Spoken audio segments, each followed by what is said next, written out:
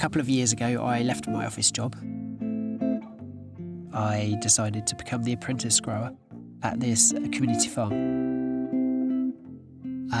Everything's been going really well. I've been learning loads, and the project as a whole has been really growing and improving all the time. But we've come across a real big problem. Our tenancy's run out, and we're going to have to find a new place to carry on the farming. So we're a reasonably small CSA, that's a community-supported agricultural project. And we've been on this site now for about 6 years. We've been given notice, so we've got about a year, just over a year left now before we have to be off the site. We're searching for some new land every which way we can think of. Because, you know, in this area, land is at such a high premium for housing, and if it's not used for building on, somebody will put their horses on it. How would you go about looking for land? How do you what? Sorry, I didn't hear. Agencies to go through. How do you go about looking for land? Yeah, how do you say? Do you want to say that? I don't know really. I mean, I know the idea. Sure, there's land all around us, but until you need it, you don't realise how difficult it is to access, especially for ecological farming. We need good soil for food, and let's face it, we've got a lot of good intentions, but not a lot of cash. So how do we get hold of some land? What about those of us that weren't born into farming and need to start from scratch? I'm an apprentice on the Soil Association's course, The Future Growers. I knew I was due a meeting with my mentor, so I thought I'd take my question there. Hi, Gavin. What I didn't know is that my question was about to be turned into a giant learning project. So how was your field trip? Excellent, no, really good one, very inspiring. And did you learn anything about land? Because I know that you've got some issues about farming local food and how and where you're going in the future with your land. We're struggling there still. We've been asking about landlords, local landlords, and just trying to put feelers out and see if anyone knows of any potential land available. And at the moment, we're not getting anywhere. We talk a lot about sustainable food and local food, but one of the things that we often forget is that you need that land to be actually farming and growing your food and keeping your livestock on. Yep. And that's one of the things that we quite often overlook is actually how you go about getting your hands on some land. So we're working with all these other European organisations to find out what people are doing in different countries, what the problems are, how they're addressing them. So we're actually looking for somebody who can go out and visit some of these projects and see what works. So all across Europe, small-scale farms are disappearing. Our community project could just become another statistic if we can't find a new site to grow our crops on. And it's an international problem. Farmland is changing hands, and not to the benefit of ecological farming. But communities are reacting to this problem, and some of them are turning into movements. So a lot of different people are working on this from a variety of perspectives. And me, I'm going to document the start of a European network, one that wants to make sure that ecological farmers can get access to farmland. France, Catalonia, Italy, Romania and the UK all have voices to share, with our first stop right here in the United Kingdom. Like me, Kate Collins was just recently a future grower apprentice, and she also struggled to find land herself. But now she has secured a couple of acres for her own ecologically minded business. So did you consider buying land? Everyone's like, you don't own this farm, do you? Do you own it? Do you own this farm? Is this your farm? No, it's not my farm. I wish it was my farm. I'd love to own my own land one day, but it's just the price of it is just so impractical. I remember looking 5 years ago at the average prices of horticultural arable land, and it was already at an average of about £12,000 an acre. £12,000 and that's over the whole of the country. And where I am now, sort of southwest, the sort of size that I'm after, so again, sort of a couple of acres, it all gets sold for pony paddocks. Where I am now, I rent off the farm, and I have a really good deal of a rent. Like I say, the farmer's really supportive. Yeah, so it's kind of like, you know, like a token rent. So yeah, I think although the dream is, you know, the good life, having your own small holding, having your own land, I don't think there's any problem at all with having a good landlord that you can rent from and who can help you out, as well as providing the land, you know, with some other resources like some infrastructure or machinery or whatever, or routes to market. So by renting land from an existing farm, Kate can use part of its infrastructure, like storage and water. But this is a negotiation with a particular type of landowner. Not only are they supportive of ecological growing, they also have a great connection with a market of consumers, with a farm shop of their own, right there on site. I can give you that one. Yep, no worries. No, I think what you've done here, Kate, is amazing. You've found or created an opportunity for yourself. My delivery route. I am a tenant essentially, so I pay my farmer, my landlord, rent. This is a shop and cafe that does really need a young grower. And I sell the produce as an independent business to the farm shop and cafe, which keeps things quite nice and straightforward. Yeah. I'm a tenant and a Supplier. yeah. It's a two-way business relationship as well. Exactly.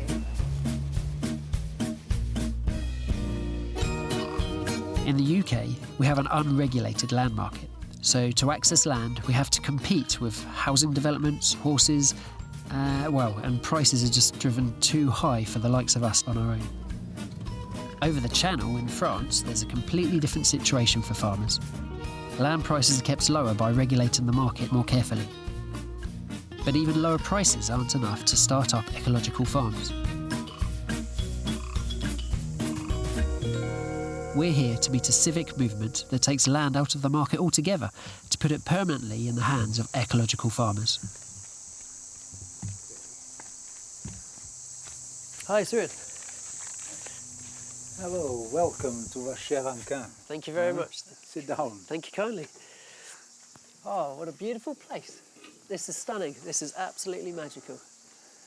It wasn't always like that. We did a lot of work on it. Yeah.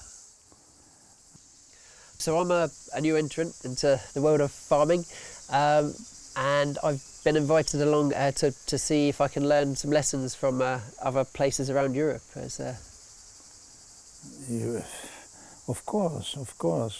If you want to do something new, the first thing is to look if there are other people who are doing the same thing. So I think this is it's a very clever idea to go elsewhere and look what is happening there. So you think I can learn a few things to take back home from this trip? Oh yes, from us and from in other countries.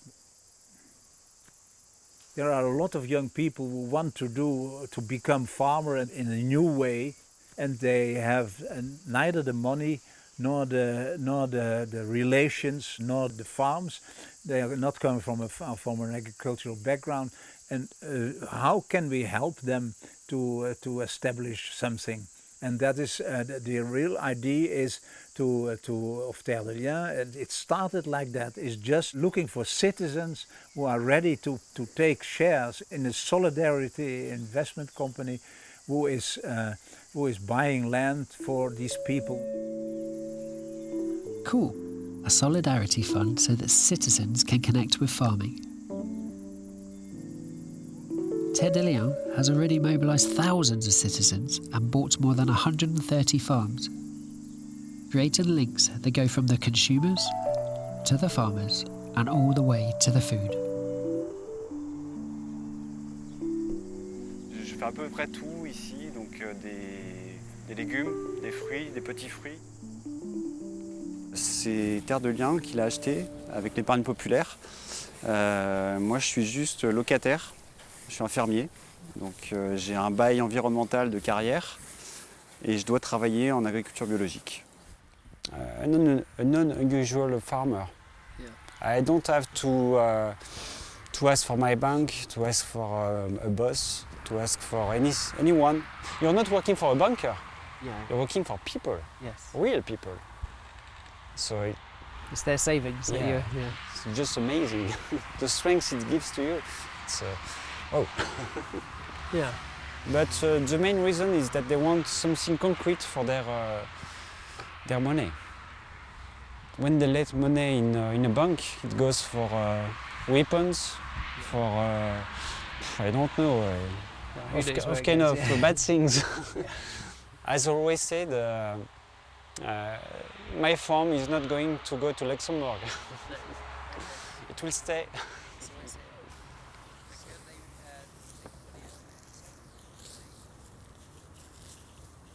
How old are you? I'm 38 years old now. Okay. I'm new to farming, so I was graphic design before, doing graphic design for 15, 20 years. And yeah, just a bit of a change. And you? 39. 39? Yeah. It's a late change. It is a late change, yeah. It's fine. In my former life, I had much more income. I had 2 cars, we bought a house.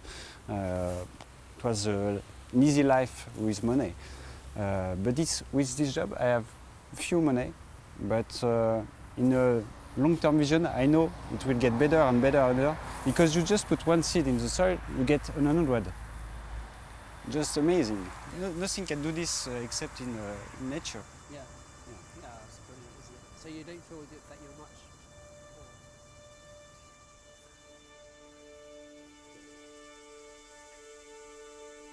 And to think that this land was about to be sold for housing development before Christophe stepped in. And now, with the support of Ted Illia, he's an ecological farmer with a permanent tenancy. Compared to back home where, well, we've lost our farm, haven't we? How can 2 neighbouring countries have such different views on farming? I talked to George Monbiot, the writer on ecological issues, about our disconnection from the land. He explained how, over time, land ownership has been concentrated into fewer and fewer hands.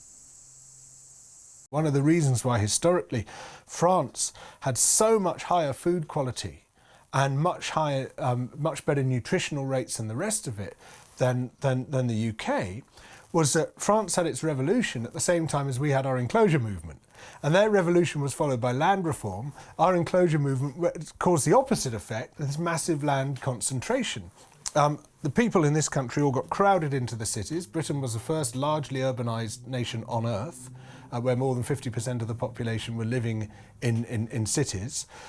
Their food was being supplied by massive, distant landowners who had no compunction at all about mixing their grain with chalk and all sorts of terrible food adulteration, which has been going on in this country for a very long time, putting lead acetate in the cider to sweeten it and all. I mean, it was just horrible, horrible things, because they weren't accountable to the people that they were selling to. It was just all sort of put into the generalised market, and you as a consumer were completely vulnerable to this. You were at the mercy of whatever crap they were selling to you.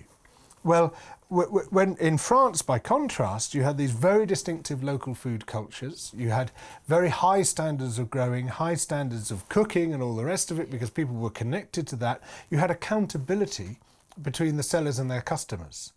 And when you break that link through the consolidation of land ownership and the pushing out of the people who were on the land, and the concentration of the population into a few big cities, which is what we had in the 19th century, then you have all sorts of knock-on effects, many of which lead to malnutrition, both undernourishment and obesity, which we're still suffering from today. It's why Britain still has massive problems with these issues. This is a historical hangover of the enclosure movement, and the enclosure movement is still continuing in this country through the consolidation of land.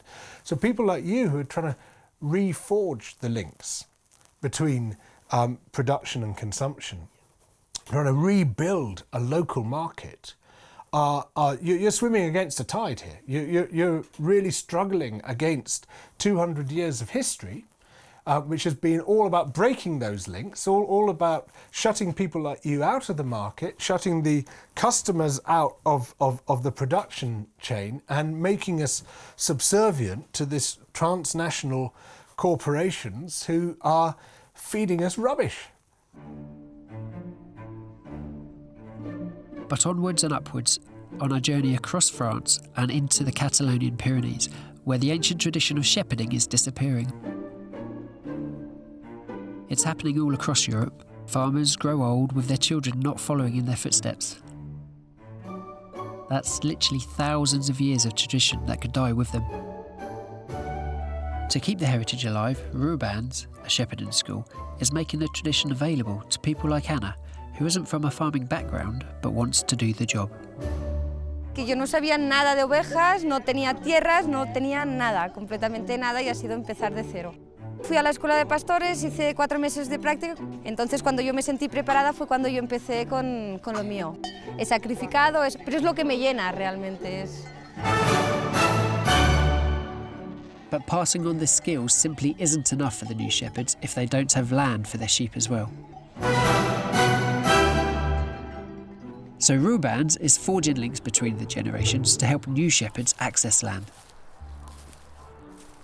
What happens here usually is when one farmer retires, the farmer neighbor takes this land, rent this land. So the next door neighbour would so grow. What is happening? Yes, it's the same situation around the world, no? Yes, exactly.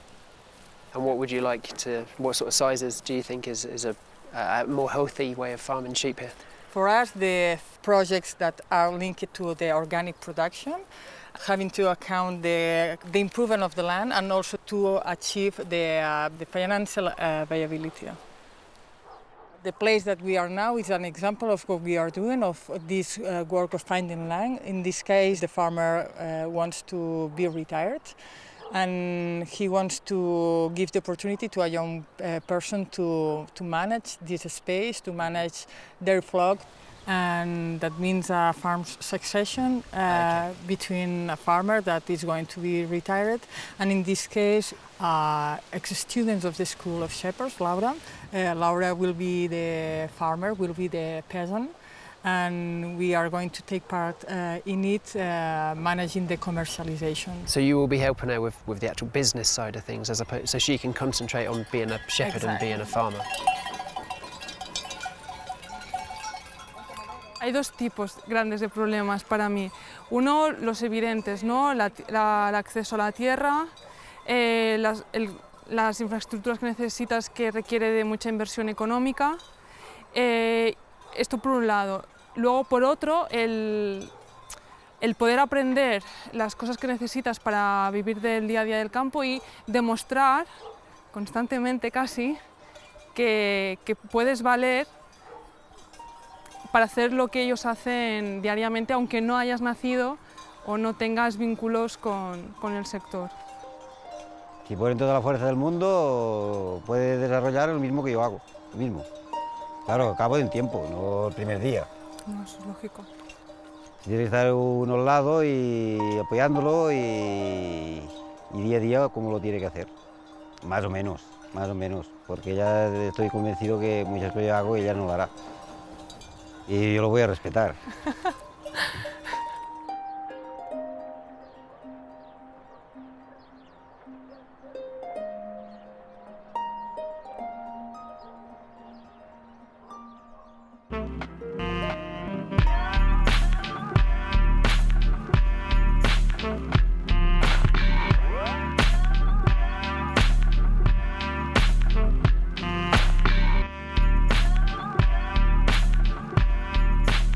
In Rome, I couldn't believe that only 20 minutes after seeing the Colosseum, I'd be back in the countryside again.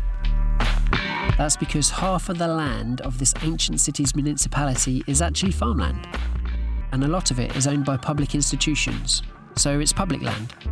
Marta Di Piero from the Organic Agriculture Association wants to show us how public land can actually be used for the public good. So we're not in England, ours are barely producing. Look at these. Overflowing. We're up to nearly 2 metres high. The size of these aubergine plants, they're huge. Look at all this produce. Super fresh. It's still got zucchinis with the flower heads on, or courgettes as we say in England. Some funky looking ones as well. And it's all produced just a few metres from here. So public land should be used to do the best of the farming that you can have at the moment. The best of the public? The best of the public, yeah. So organic, sustainable, social farming. Farming should employ people with solar energy, direct marketing. It all sounded too easy. I didn't think most governments would simply be granting new farmers access to public land. I was right. They squatted it. In the 70s in Italy, there was a movement of access to land. A group of people decided to preserve the land from urbanization. They arrived on the land, they broke the chain and they squatted. And from the first day, with the help of a neighbor farmer, they started farming. They're still doing it on public land after 38 years.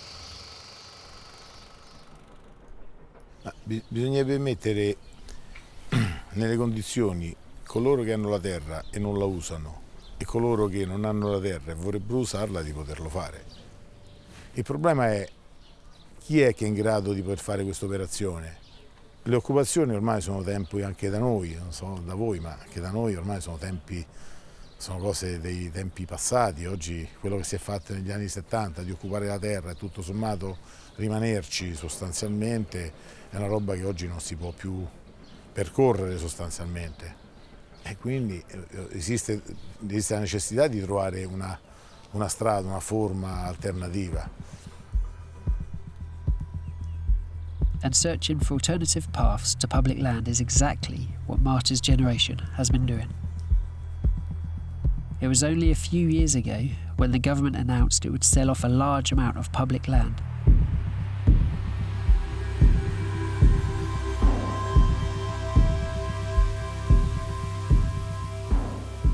A young network of organisations decided to act and stop this sale, so it could remain a public asset. E insieme abbiamo chiesto alle amministrazioni di poter accedere a questo patrimonio, perché questo patrimonio era dimenticato in qualche modo, non era proprio utilizzato, non era preso in considerazione per lo sviluppo futuro. The network of organisations negotiated with the local authorities for several years to put this land into good use. Finally, a call to tender, which was open to the new farmers, was issued. And here we have the winning proposal from the cooperative Coraggio, ready to move in to start their new farm.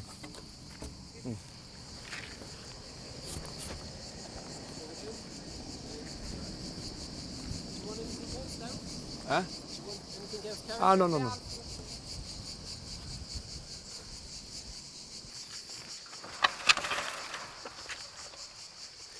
Put the chain on, do you reckon?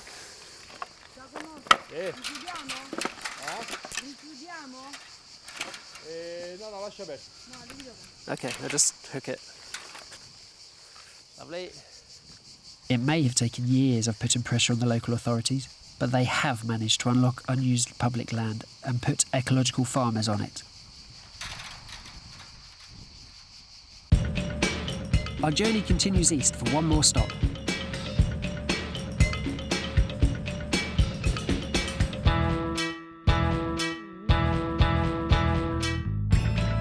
Here in Romania, farming is a way of life, and peasant families make up about a quarter of the population. But an overwhelming change has recently put them and the environment under threat. Eco-Ruralis is a peasant organisation, and Attila wants us to meet the peasants that are holding ground against an invasion. It's in Romania, peasant farming is still the main farming form of organisation. Basically, peasant communities, they basically have lands all over their villages. This is how they subsist. This is how they produce their daily needs. It's very different. Maybe this is from the UK, that Romania has a very large peasant effective. Yeah. So we have almost 5 million peasants in Romania. Right. Which is basically when Romania got into higher levels, like on the EU, brought this beautiful heritage of these millions of subsistence farmers and semi-subsistence farmers still producing for their own needs and for local markets. So how would you describe a peasant farmer? How does that sound? Buonasera. Buonanotte. Yeah. How would you define a peasant farmer then? It was peasant farmer, if we define it a little bit just dimension-wise, Peasant farming is what you can see like this, basically smaller plots of land owned by farming communities, farming people from the local villages, and basically it's polycultural. So then you have corn, you have barley, you have wheat, you have others. This is outside of the village, and then of course more inside of the village you have the vegetable plot. Peasant farming is a mixed farming. These peasant farmers, with their small plots, together hold an enormous asset. But over the last couple of years, the Romanian land market has been opened up, offering this fertile land for low prices to everyone, including foreign investors, who are rushing in. Yet some farmers, like Dan Chismas, are determined not to sell out, but instead keep the land for food. Ideea este să fie păstrat cât mai mult posibil în contact cu pământul, pentru că tot ce trece prin mâna omului, practic este cu mult mai bun decât ceea ce, să zic, fac mașinile sau chimicalele. Și asta cred că e ideea, să fie păstrată legătura omului cu pământul efectivă. Da, deci problema, uitați-vă la parcelele astea de aici. Deci dacă ar fi să vină un investitor, să zicem, care ar dori să cumpere suprafețe mari de pământ, să zicem, să via aici 500 de hectare sau 300 de hectare și eu nu vreau să vând, de exemplu. Eu n-aș vrea să vând, deși prețul cu care sunt înviați oamenii este atractiv, să zicem, pentru oamenii din zonă. Eu, care aș dori să continui activitatea pe terenul meu, aproape mi-ar fi imposibil, nu? Dacă în jurul meu eu aș rămâne ca o insulă și în jurul meu ar fi cumpărat, să zic, tot pământul de către un investitor. Well, basically big investors from all over Europe coming here right now because financially it's very attractive for them to settle and to either to do farming or just to speculate on the price of the land, which is really, really cheap.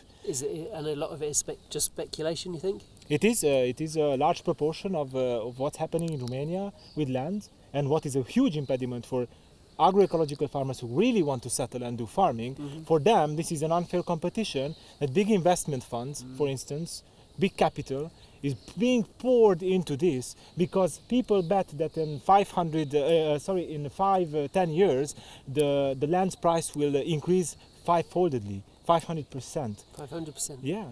And we have major investors, major banks, and the financial institutions which promise their investors, whoever puts the money on that bank, that I can get you a better revenue than gold. This is how it's being marketed. Romanian land is being marketed and it's being more profitable than gold right now. It's an asset. Fiecare zi mă întreb dacă merită să mai continui să mergem mai departe, să luptăm, pentru că am senzația de multe ori că războiul este deja câștigat de agrobusiness. Dar din fericire, ceea ce mă face să merg înainte și să gândim pozitiv, este tocmai gândul spre viitor, nu?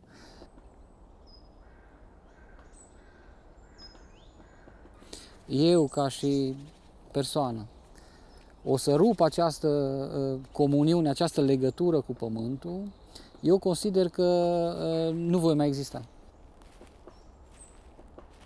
Even if all Romanian peasants don't follow ecological methods like Dan, the Romanian tradition is deeply connected to the land, and land grabbing is bound to push the peasants out, leaving the countryside abandoned. But this situation, where land is no longer about food production, but instead just a financial asset, is nothing new, and in the UK, it's already an established reality. That also, of course, is a massive problem for new entrants, because all this speculative money, hot money, is flooding into the countryside and is buying up the land for speculative reasons. You know, most of the people buying the land have got no footing in the land. They're not themselves farmers or are people who've got a pre-existing interest in land use. They're people who can see a buck being made. And my God, the money is unbelievable. the price of land, of agricultural land in Britain, has risen fourfold in 12 years. Now, we're in this country very aware of how quickly house prices have risen. That's nothing by comparison to the speed of agricultural land prices. Yeah. They've just gone through the roof. So this is the reality for new ecological farmers. Speculation and unregulated markets leave little land for us and raise the prices too high. The gap between us, the small producers, and industrial agriculture looks like an abyss. And then there's also the unfairness of the European Union's farm subsidies, but that's a whole other journey on its own. For now, it's time to make my way back home, where I hope to share what I've seen.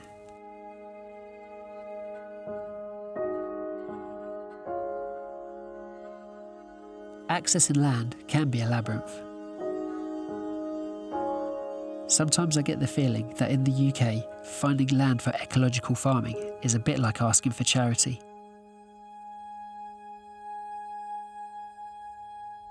But that can't really be how much we value our food in this country, can it? After all, isn't the decision of how land should be used one to be made by society as a whole? So now I'm back home, and I'm wondering where we are with our land search. What a shame it is to have to leave this place. But today is a special day, and I expect we'll be hearing some news. Today, I'll discover that we do have something important here, and that we have the ability to change things for the better.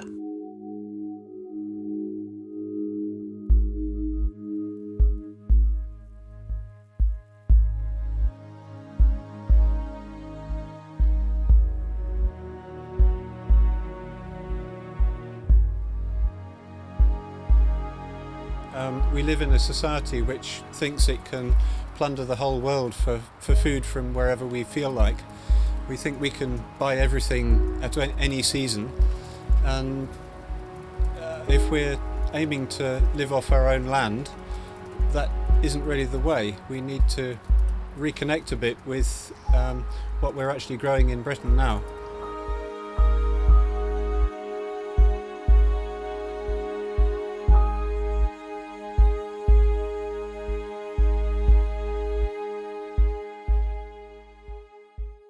And I'd like to hand over to Alison to update us on the land search. So over to Alison.